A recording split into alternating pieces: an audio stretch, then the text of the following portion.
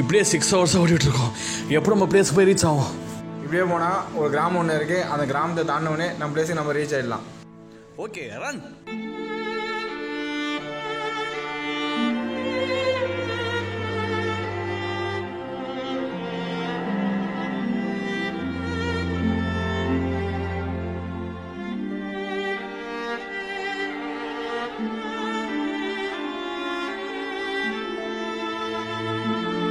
சாப்பிட்றது மட்டும்தான் இருக்கு.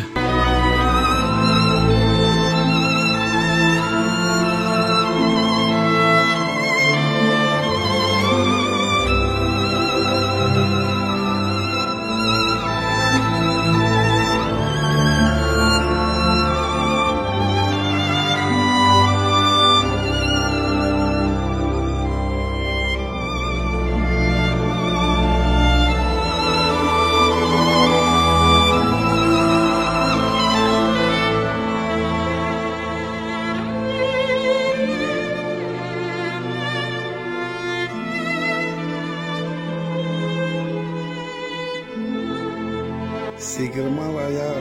பசிக்குதுப்பா. கொஞ்சம் பொறுத்துக்கயா.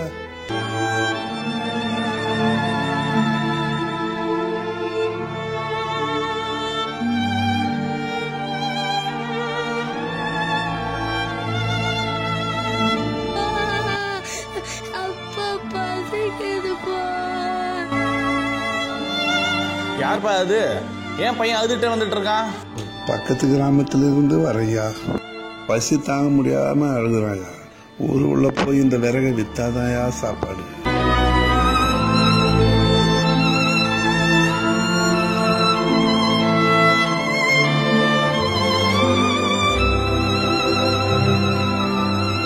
நாட்டுக்காகவும் நமக்காகவும் இரவு பகல் பார்க்காமல் எல்லையில் ஒருவேளை சாப்பாட்டை கூட நிம்மதியாக சாப்பிட முடியாமல் போராடுகிறார்கள்.